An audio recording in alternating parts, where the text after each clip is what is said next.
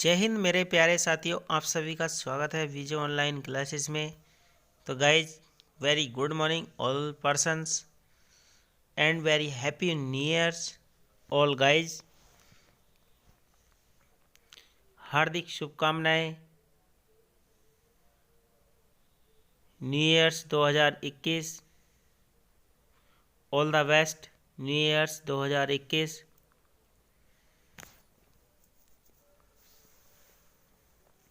तो guys next आगे चलते हैं, यानी कि 11th class geography chapter number 6 मृदा सोइल्स। तो सोइल्स के बारे में हम जानेंगे गाइज। मृदा, तो मृदा मीन्स मिट्टी, सोइल्स मिट्टियाँ, यानी कि मिट्टी। मिट्टी जो है यानी कि बहुत अमूल्य तत्व है गाइज। पृथ्वी जो हमारी धरा है, यानी कि मिट्टियाँ हैं लाल, काली, पीली, दोमट मिट्टी, बलुई मिट्टी, यानी कि बांगर मिट्टी, खादर मिट्टी, ये सब मिट्टियाँ हैं गाइज। तो मिट्टी यानी कि बहुत इम्पोर्टेंट है। तो गाइज इसी से हम जो है सारा अन्न उगाते हैं। जितना भी हम अन्न खाते हैं, फ्रूट्स खाते हैं, वेजिटेबल्स खाते हैं, सब हमें मृदा से ही मिलता है। खट्टा मीठा का स्वाद भी हमें मृदा से ही मिलता है। तो गाइज ये हमारा अमूल्य रत्न है, अमूल्य धरोहर है। इसको हम संजोए रखेंगे, बनाए रखेंगे। ठीक है गाइज। जो हमें यानी कि इतना सब कुछ प्रदान करते हुए भी हम मिट्टी, मृदा की यानी कि हम कद्र नहीं करते हैं। ठीक है गाइज, और उसको हम बेकार छोड़ देते हैं, लेकिन हमें ऐसा नहीं करना है। तो गाइज चलते हैं आगे।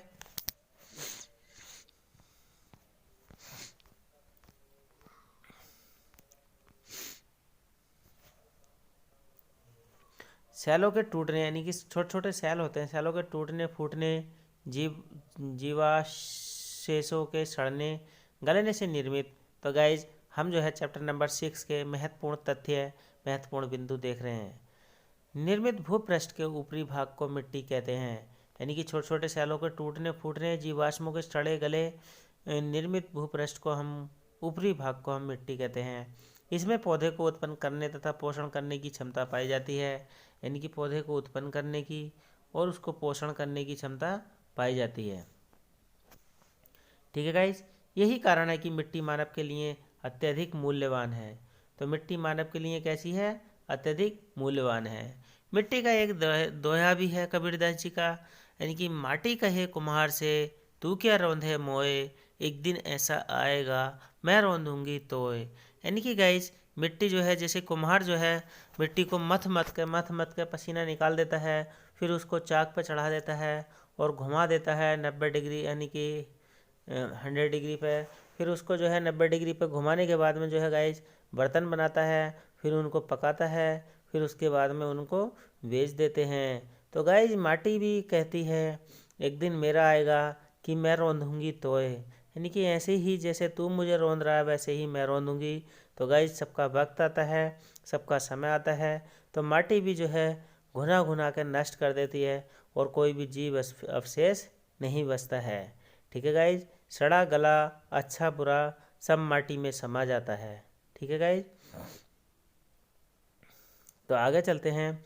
मनुष्य की अधिकांश मूलभूत आवश्यकताएं जैसे भोजन, वस्त्र, गृह आदि अप्रत्यक्ष, प्रत्यक्ष मतलब डायरेक्ट, अप्रत्यक्ष मतलब घुमा फिरा कर, यानी कि कहीं से भी इधर उधर से, ये सब हमें प्रत्यक्ष और अप्रत्यक्ष रूप से मिट्टी पर आधारित हैं।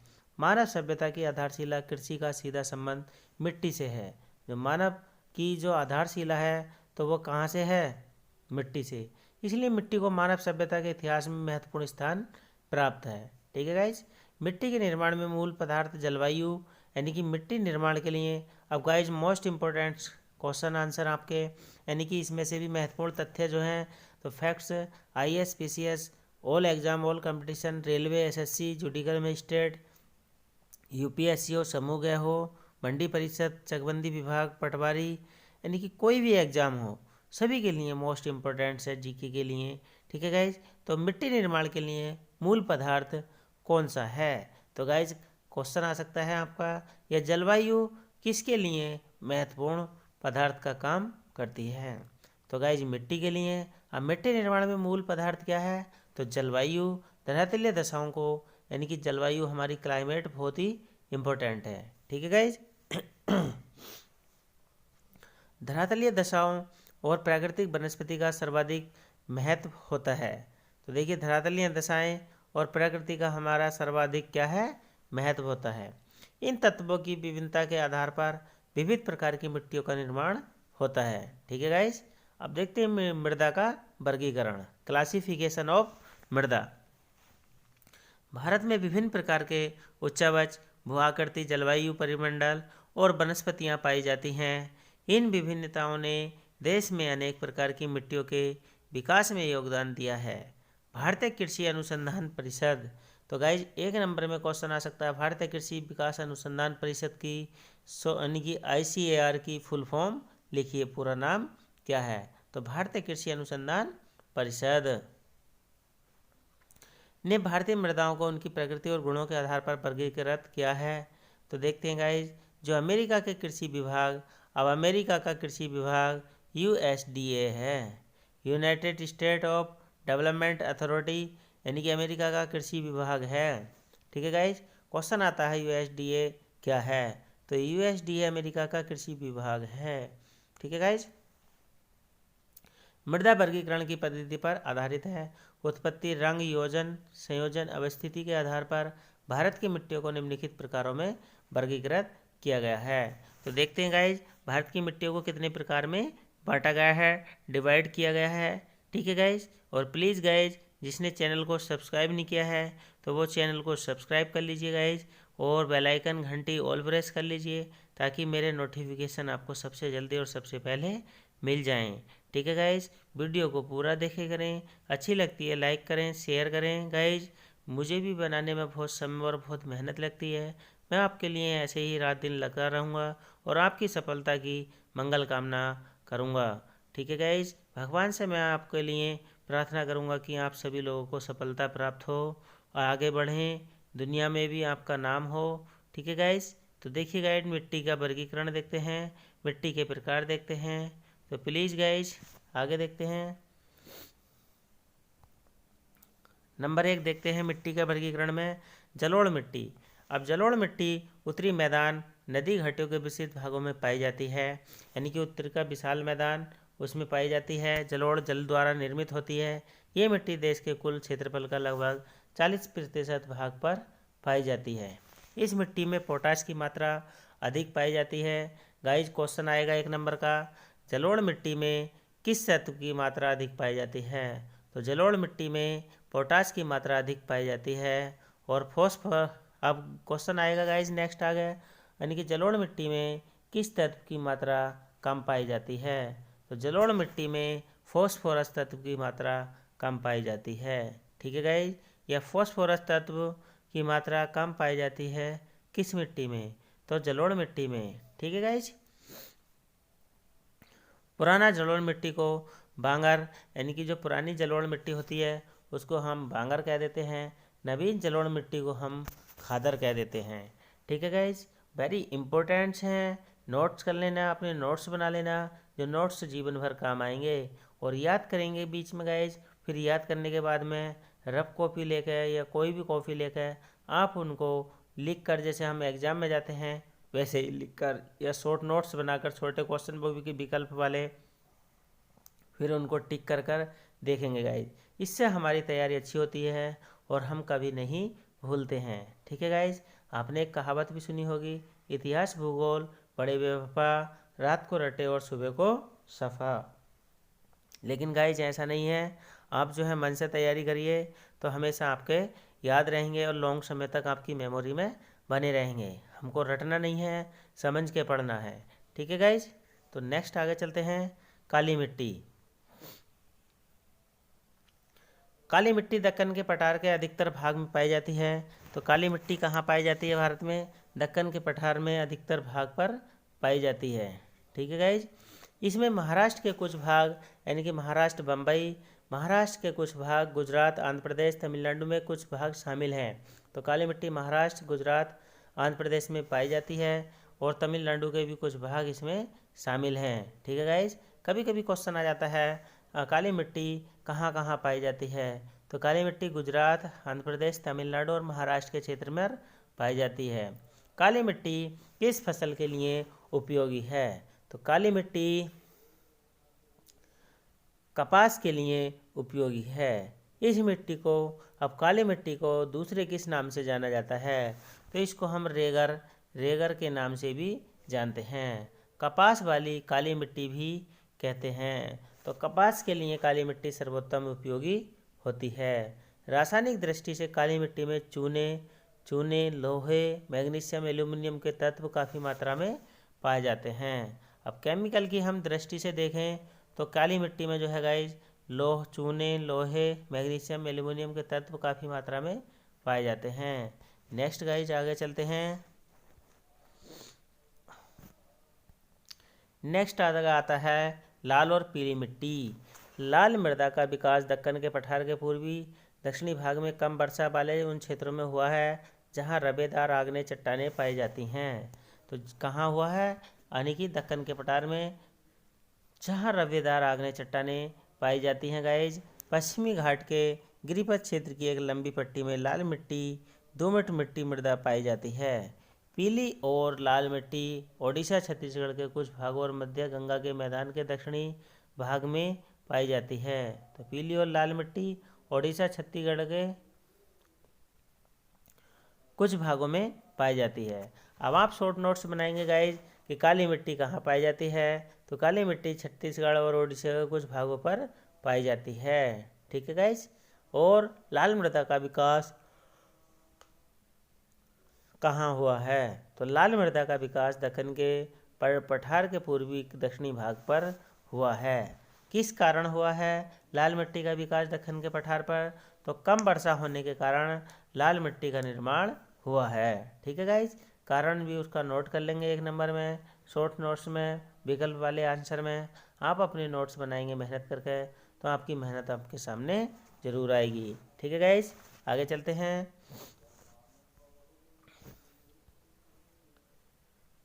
लैटेराइट मिट्टी।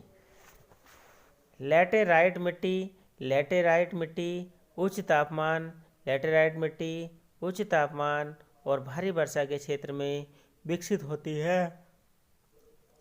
ये मिट्टी उष्णकटिबंधीय वर्षा के कारण हुए तीव्र निक्षालन का परिणाम है।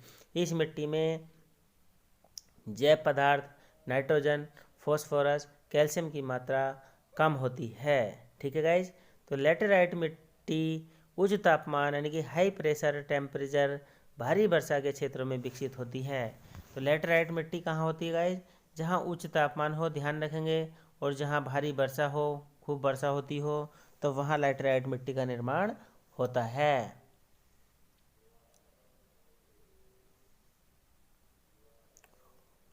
जैव पदार्थ नाइट्रोजन, फॉस्फोरस, कैल्शियम की कमी होती है। लोहा ऑक्साइड और पोटाश की अधिकता होती है। ठीक है गाइज। यह मिट्टी कर्नाटक, अब जो है लैटेराइट मिट्टी कर्नाटक, केरल, तमिलनाडु, मध्य प्रदेश, असम के पहाड़ी क्षेत्रों पर पाई जाती है। ठीक है गाइज। ये सब नोट्स कर लेंगे 1-1 नंबर में, नोट्स बना लेंगे 1 नंबर के, शॉर्ट नोट्स बना लेंगे, विकल्प क्वेश्चन बना लेंगे। ठीक है गाइज। लैटेराइट मिट्टी कहाँ पाई जाती है? कर्नाटक, केरल, तमिलनाडु, मध्य प्रदेश, असम के पहाड़ी क्षेत्रों पर पाई जाती है। आगे देखते हैं गाइज। शुष्क मिट्टी। अब शुष्क मिट्टी देखते हैं गाइज।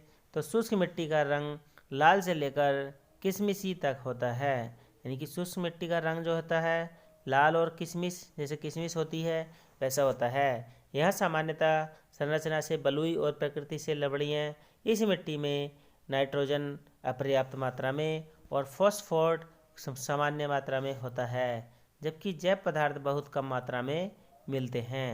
यानी कि जैव मीन्स जो जीव जगत के पदार्थ होते हैं वो बहुत कम मिलते हैं। तो शुष्क मिट्टी में नाइट्रोजन अपर्याप्त होता है,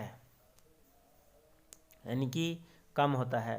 शुष्क मिट्टी में नाइट्रोजन की कमी होती है। ठीक है गाइज। आगे देखते हैं लवण मिट्टी।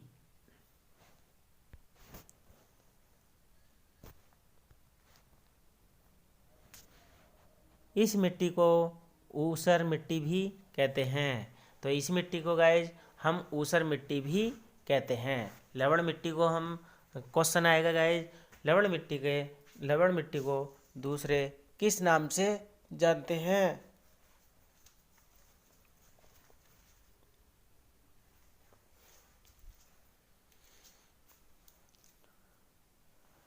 लवण मिट्टी को हम ऊसर मिट्टी के नाम से भी जानते हैं। ठीक है गाइज।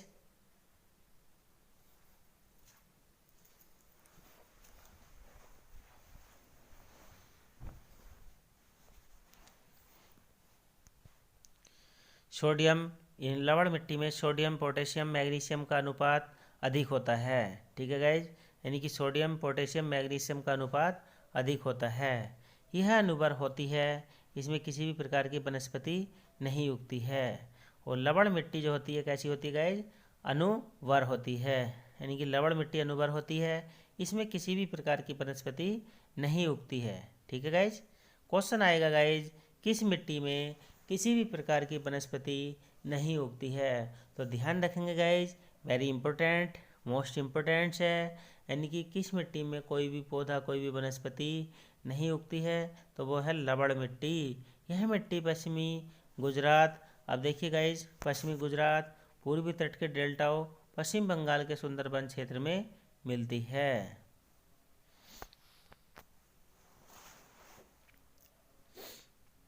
वन मिट्टी, अब आते हैं गाइज वन मिट्टी।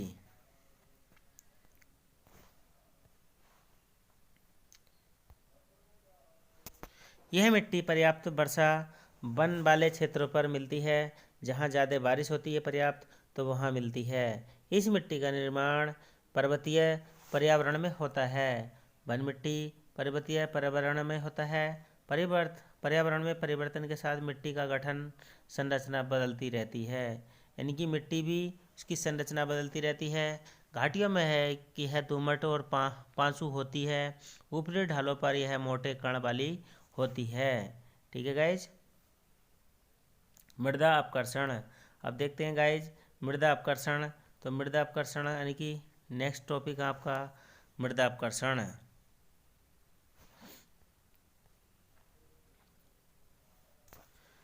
मुख्य रूप से मृदा अपकर्षण को मृदा की उर्वरता के ह्रास के रूप में परिभाषित किया जाता है।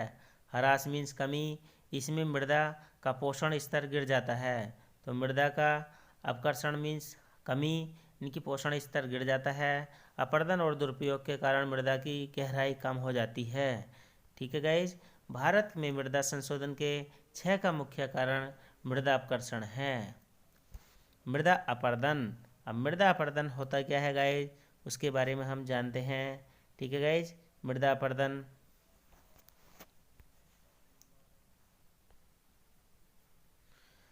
अपर्दनकारी शक्तियों द्वारा धरातल की मिट्टियों का कटाव, यानी कि अपर्दनकारी जो शक्तियाँ होती हैं, अपर्दन मीन्स होता है मृदा का कटाव, तो मिट्टियों का कटाव या बहाव मृदा अपर्दन कहलाता है। ठीक है गाइज। यानी कि जल, वायु, अग्नि, इन सभी के द्वारा मृदा का काटना या तोड़ना मृदा का अपर्दन कहा जाता है। ठीक है गाइज। भारत में मृदा अपर्दन की गंभीर समस्या देखने को मिलती है। तो भारत में मृदा अपर्दन की गंभीर समस्या को देखने को मिलती है। यहाँ वर्षा ऋतु में नदियों के जल के साथ हजारों टन मिट्टी समुद्र में बह जाती है, यानी कि देखिए मिट्टी पानी अपने साथ बहा ले जाता है। लेखने की मृदा की 1 इंच मोटी परत को विकसित होने में लगभग 500 साल लगते हैं। गाइज, मृदा की एक इंच, अब 1 इंच आप जानते हैं 1 इंच कितना होता है, तो 1 इंच मोटी परत की मृदा को, यानी कि जो 1 इंच मोटी परत होती है उसको निर्माण होने में 500 साल लग जाते हैं, जबकि उनके नष्ट होने में बहुत कम समय लगता है। और नष्ट होने में तो गाइज पल भर में मिट्टी का नष्ट हो जाती है। जैसे आपने केदारनाथ, बद्रीनाथ में अधिक बारिश के कारण जल प्रलय देखी और मिट्टी का घटाव हो गया, कितने मानव जन धन की हानि हुई। ठीक है गाइज। मृदा अपरदन के कारण भूमि की पैदावार घट जाती है और मृदा अपरदन के कारण भूमि की भी पैदावार घट जाती है। अच्छी मृदा बह जाती है और खराब मृदा रह जाती है, जिसका सीधा प्रभाव मनुष्य के जीवन स्तर पर पड़ता है। ठीक है गाइज। मृदा अपरदन के प्रमुख कारण निम्नलिखित हैं। अब मृदा अपरदन के प्रमुख कारण देखते हैं।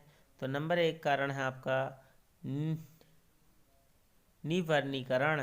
नंबर 2 है अनियंत्रित पशुचारण, यानी कि पशुचारण हमने खोल के छोड़ दिए, पशु इधर उधर घूम रहे हैं तो उनके खुरों के द्वारा भी मिट्टी का कटाव होता है, यानी कि अपरदन होता है। नंबर 3 देखते हैं अवैज्ञानिक कृषि कार्य, यानी कि हम वैज्ञानिक ढंग से कृषि कार्य नहीं करते हैं। ठीक है गाइज। नंबर 4 है वर्षा का स्वभाव, तो वर्षा भी हमें जो है टाइम पे नहीं होती है, कभी किसी समय कभी किसी समय। भूमि का ढाल, नेक्स्ट आगे देखते हैं भूमि का ढाल, पवन वेग, भूमि के ढाल का भी हो, जहाँ ज़्यादा होगा तो वहाँ कटाव ज़्यादा होगा, पवन वेग के द्वारा भी होता है कटाव। ठीक है गाइज, आगे देखते हैं।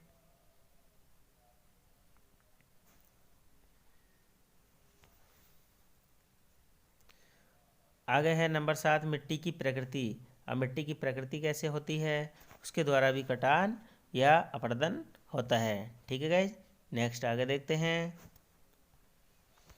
मृदा अपरदन के प्रकार। अब मृदा अपरदन के प्रकार देखिए, जल द्वारा मृदा अपरदन, यानी कि जल द्वारा परत अपरदन, परत का कट जाना, नलिका अपरदन, ये 2 कारण हैं गाइज। ठीक है, नेक्स्ट आगे देखते हैं पवन द्वारा मृदा अपरदन, परत अपरदन, नलिका अपरदन। नंबर 3 हिम द्वारा मृदा अपरदन देखते हैं। तो अब मृदा का संरक्षण, हिम द्वारा देखा आपने वो डायरेक्टली होता है। अब देखते हैं मृदा का संरक्षण। संरक्षण मीन्स होती है गाइज सुरक्षा, संरक्षण का अर्थ होता है सुरक्षा।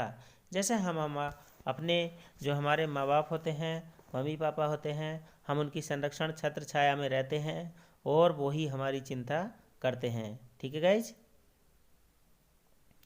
अपरदन, जल जमाव और खारापन मिट्टी की भीषण समस्याएं हैं। इन समस्याओं से मिट्टी को सुरक्षित करना आवश्यक है। सुरक्षा मीन्स होता है संरक्षण, उसको संरक्षण प्रदान करना है। इन उपायों को 2 भागों में बांटा जा सकता है, तो देखते हैं गाइज।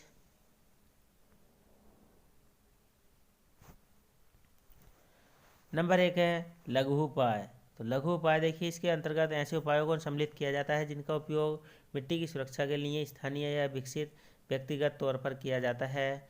वन रोपण, आगे देखते हैं वन रोपण।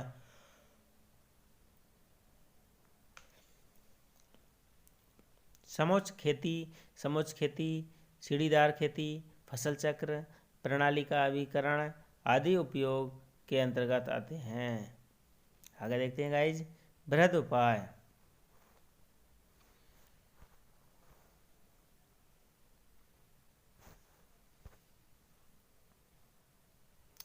इसके अंतर्गत मिट्टी संरक्षण के ऐसे उपाय आते हैं जो राज्य सरकार या केंद्र सरकार के द्वारा चलाए जाते हैं। बाढ़ की रोकथाम, ऊसर भूमि रोग सुधार, वन रोपण, खड्ड विहीण भूमि सुधार, स्थानांतरणीय शील कृषि प्रमुख उपाय हैं। ठीक है गाइज, आगे देखते हैं महत्वपूर्ण शब्दावली देखते हैं गाइज। ह्यूमस, ह्यूमस मृदा में पाए जाने वाले जीव जंतुओं व वनस्पति का गला सड़ा अंश जो मिट्टी की उर्वरता को बढ़ाता है। तो देखिए गाइज, ह्यूमस होता है, ह्यूमस जो मिट्टी में सड़ा गला अंश पाया जाता है और मिट्टी की उर्वरा शक्ति को और पैदावार को बढ़ाता है, उसको हम ह्यूमस कहते हैं। ठीक है गाइज, नेक्स्ट आगे देखते हैं नंबर 2 शुष्क कृषि, यानी कि ड्राई कृषि। जैसे हमारी स्किन ड्राई हो जाती है तो वैसे ही शुष्क कृषि, किसी अर्ध शुष्क क्षेत्र में बगैर सिंचाई की कृषि करना, यानी कि बगैर सिंचाई की कृषि करना। फिर उसके बाद में जो है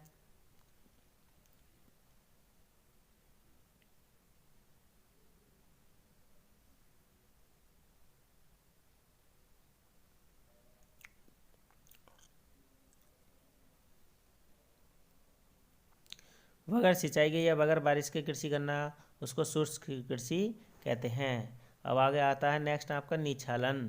तो निछालन देखते हैं आर्द्र प्रदेशों में वह प्रक्रिया जिसके द्वारा जैव खनिज लवण जैसे घुलनशील पदार्थ मिट्टी के ऊपर परत से वर्षा के जल के स्राव के साथ निकलती निचली परत में पहुंच जाते हैं, उसको निछालन कहते हैं। ठीक है गाइज।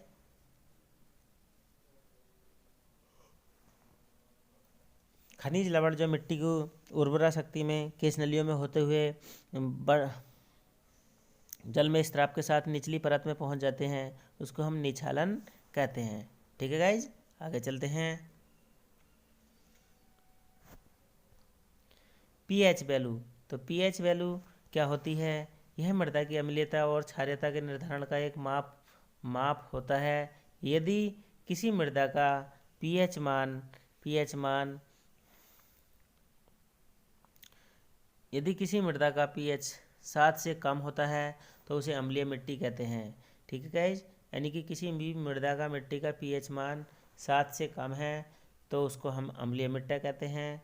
और किसी भी प्रकृति का पीएच मान 7 से अधिक होता है तो उसको हम क्षारीय मिट्टी कहते हैं। ठीक है गाइज, केमिकल के अनुसार मिट्टी दो प्रकार की होती है, एक क्षारीय मिट्टी, एक अम्लीय मिट्टी। अब हमने फ़ोन छोटा मंगवाया तो हमारी मिट्टी कैसी हो गई? अम्लीय मिट्टी। अब मिट्टी का रंग भी आपका चेंज हो जाएगा। ठीक है गाइज, क्वेश्चन आएगा गाइज, वेरी इंपॉर्टेंट है कि अम्लीय मिट्टी का पीएच मान कितना होता है? तो अम्लीय मिट्टी का पीएच मान 7 से कम होता है। क्षारीय मिट्टी का पीएच मान कितना होता है? तो क्षारीय मिट्टी का पीएच मान 7 से अधिक होता है। क्षारीय दोनों प्रकार की मिट्टियाँ फसलों के लिए अनुपयुक्त होती हैं और ये मिट्टी जो है फसल के लिए अनुपयुक्त होती है, यानी कि इसमें फसल पैदावार नहीं होती है। क्षारीय और अम्लीय मिट्टी में चूना डालकर और क्षारीय मिट्टी में जिप्सम डालकर इनका धीरे धीरे उपचार किया जा सकता है। यानी कि चूना और क्षारीय मिट्टी में चूना और जिप्सम डालकर इनको हम उपाय किया जा सकता है। नेक्स्ट आगे देखते हैं। मृदा भूपटल की सबसे ऊपरी परत जो पेड़ पौधों की उत्पत्ति में सहायक है, यानी कि भूपटल की सबसे ऊपरी परत जो पेड़ पौधे वनस्पति की उत्पत्ति में सहायक है, उसको हम मृदा कहते हैं। नंबर आगे आया खादर। प्रति वर्ष बाढ़ द्वारा निर्मित नवीन जलोढ़ मिट्टी, उसको हम क्या कह देते हैं गाइज? खादर। प्रत्येक वर्ष बाढ़ द्वारा निर्मित नवीन मिट्टी को हम जलोढ़ मिट्टी या खादर मिट्टी कहते हैं। ठीक है गाइज,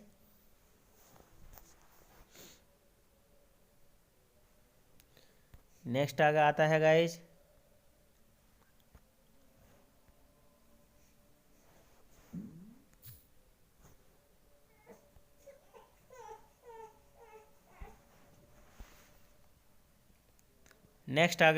बांगर। पुराने अवसादों से निर्मित मिट्टी, उसको हम बांगर मिट्टी कहते हैं। नेक्स्ट रेहे मिट्टी। क्षारीय मिट्टी या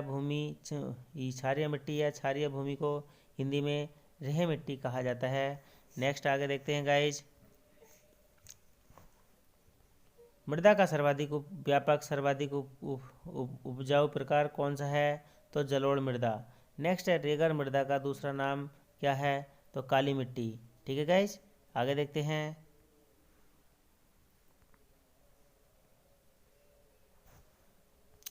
भारत में मृदा की ऊपरी परत ह्रास का मुख्य कारण क्या है? तो जल अपर्दन। क्या है गाइज? जल अपर्दन। भारत के सिंचित क्षेत्र में कृषि योग्य भूमि निम्नलिखित में से किस कारण से लवणीय हो रही है? तो अति सिंचाई के कारण। ठीक है गाइज, आगे चलते हैं। निम्नलिखित प्रश्नों का उत्तर 30 शब्दों में दीजिए। पृथ्वी के मृदा क्या है? पृथ्वी के धरातल पर अपक्षय और निक्षय विघटन के कारकों के माध्यम से चट्टानों और जैव पदार्थों के संयोग से बनी असंख्य पदार्थ की ऊपरी परत मृदा कहलाती है। मृदा निर्माण के प्रमुख उत्तरदायी कारक कौन से हैं? मृदा निर्माण के एक दीर्घ अवधि की प्रकृति की प्रक्रिया है। इसके निर्माण में सहयोगी कारक हैं मूल जनक चट्टानें। नंबर 1 मूल जनक चट्टानें। नंबर 2 उच्चावच, जलवायु, वनस्पति जैव अवशेष, अफवाह तंत्र, समय अवधि आदि। ठीक है गाइज,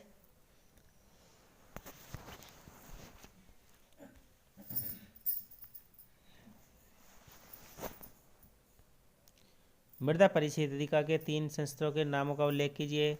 मृदा परिच्छेदिका के 3 संस्तरों के नाम हैं संस्तर सबसे ऊपरी जलोढ़ संस्तर, यह सबसे ऊपरी खंड होता है। जहाँ पौधों की वृद्धि के लिए अनिवार्य जैव पदार्थों का निर्माण, खनिज पदार्थ, पोषक तत्वों का जल से संयोग होता है। इस परत में जीवाश्म की सर्वाधिक मात्रा मिलती है। ठीक है गाइज।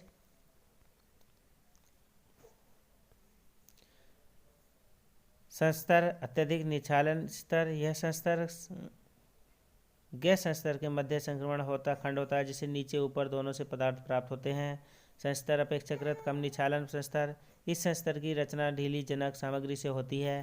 परत मृदा निर्माण की प्रक्रिया में प्रथम अवस्था होती है, अंततः ऊपर की दो परतें इससे बनती हैं। मृदा अपकर्षण का क्या होता है?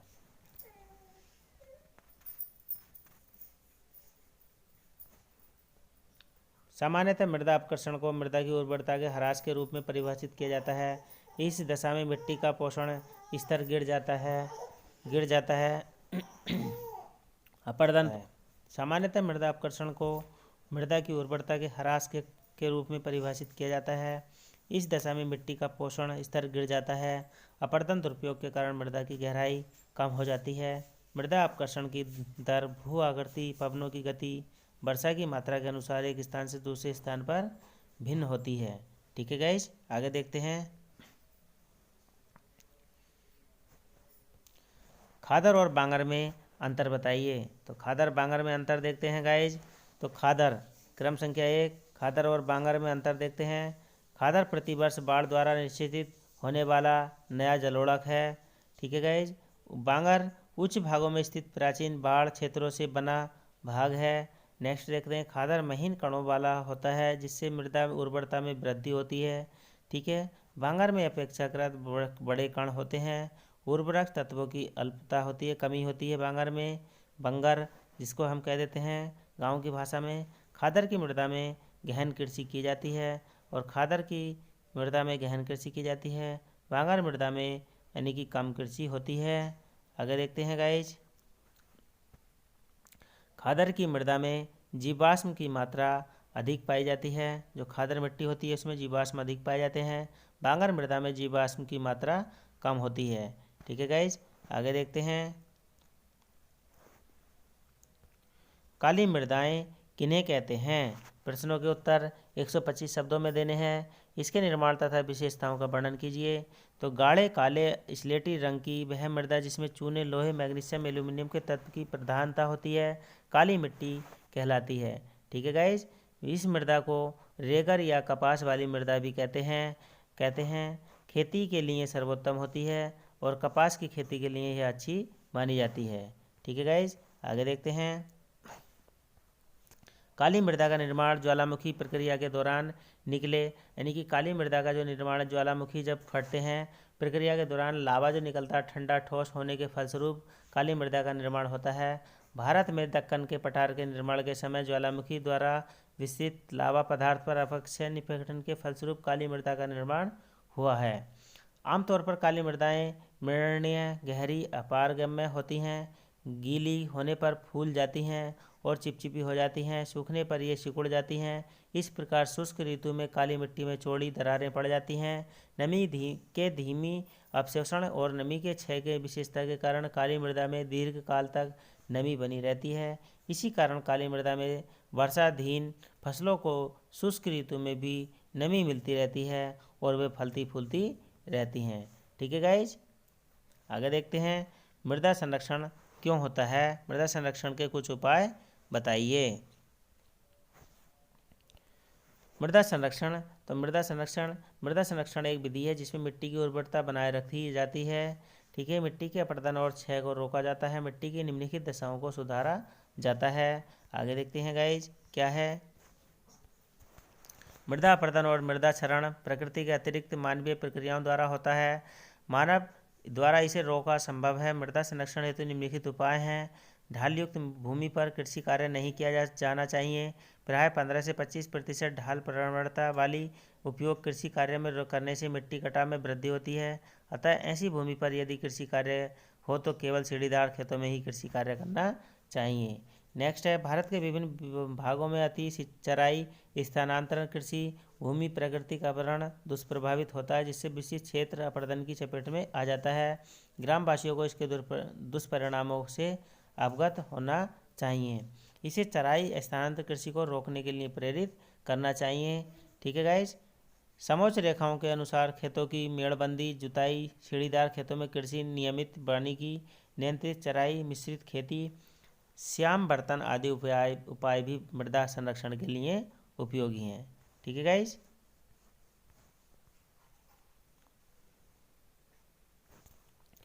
शुष्क कृषि योग्य भूमि पर बालू के टीलों के प्रसार को वृक्षों की रक्षा मेखला बनाकर वन्य कृषि करके रोके प्रयास किया जाना चाहिए। मृदा संरक्षण का सर्वोच्च उपाय भूमि उपयोग की समन्वय योजनाएं ही होती हैं। भूमि की उसकी आधार पर वर्गीकरण उपयोग की मृदा संरक्षण में उपयोग है। आप यह कैसे जानेंगे कि कोई मृदा उर्वर है या नहीं? प्राकृतिक रूप से निर्धारित उर्वरता की में अंतर स्पष्ट कीजिए। तो देखिए गाइज, आप यह कैसे जानेंगे कि यानी कि प्रकृति उर्वरा है या नहीं? उर्वरा मिट्टी की विशेष गुण है। इसी मिट्टी में नमी और जीवाश्म उपलब्ध होते हैं। उर्वरा मिट्टी में इसका पता मृदा में खेती की पैदावार से होता है। खेती में पैदावार अच्छी होती है तो मृदा उर्वरा होती है, अच्छी होती है। प्राकृतिक रूप से उपलब्ध तत्वों के होते हुए भी मानवीय प्रयास की अच्छी कृषि पैदावार होती है, उस मिट्टी को उर्वरा मृदा माना जाता है। किंतु पैदावार प्राप्त नहीं होती है, उस मृदा को अनुर्वर मृदा कहा जाता है। प्राकृतिक रूप से निर्धारित उर्वरा में रासायनिक खाद, कंपोस्ट खाद डालने की आवश्यकता नहीं होती है। मानवकृत उर्वरता के अंतर्गत अच्छी कृषि पैदावार संभव नहीं है। उस मृदा का निर्माण परीक्षण करके पर्याप्त मात्रा में निश्चित अनुपात में रासायनिक उर्वरकों का प्रयोग किया जाना चाहिए। प्राकृतिक उर्वरता मानवकृत उर्वरता में यही अंतर है कि प्राकृतिक उर्वरता मृदा बिना किसी रासायनिक उपचार के अच्छी कृषि पैदावार होती है। ठीक है। जबकि मानवकृत उर्वरता को मृदा में रासायनिक उपचार के कुछ उपरांत कुछ समय तक स्थिर रखकर कृषि पैदावार की जाती है। इस प्रकार प्राकृतिक उर्वरता स्थायी होती है और जो प्राकृतिक उर्वरता होती है वो कैसी होती है? स्थायी होती है। और मानवकृत उर्वरता अस्थायी होती है। ठीक है गाइज, आगे देखते हैं। कुछ क्रियाकलाप हैं आपके। अपने क्षेत्र से मृदा के विभिन्न नमूने एकत्रित कीजिए। मृदा के प्रकारों एवं रिपोर्ट तैयार कीजिए। अध्यापक जो आसपास के टीचर्स हैं की सहायता से विद्यार्थी स्वयं करेंगे। भारत के रेखांश मानचित्र पर मृदा के निम्नलिखित प्रकारों से ढके क्षेत्रों को चिन्हित कीजिए। लाल मिट्टी, लैटेराइट मिट्टी, जलोढ़ मिट्टी, यानी कि भारत का मैप। तो देखिए गाइज, ये यानी कि आपका फिनिश हुआ है। नेक्स्ट क्वेश्चन आंसर अगली वीडियो में मिलेंगे गाइज। तो देखिए गाइज, यानी कि फिर से और वीडियो को गाइज पूरा देखिए। पूरा देखने के बाद अच्छी लगती है उसको लाइक शेयर कीजिए गाइज। जिसने चैनल को सब्सक्राइब नहीं किया है प्लीज़ गाइज तो चैनल को सब्सक्राइब कर लें, बेल आइकन ऑल प्रेस कर लें ताकि सारे नोटिफिकेशन आपको तुरंत और सबसे जल्दी मिल जाएं। ठीक है guys, have a nice day, all the best, happy new year. सभी को ढेर सारी मंगल शुभकामनाएं नए साल की। ठीक है guys, all the best and जय हिंद, जय भारत।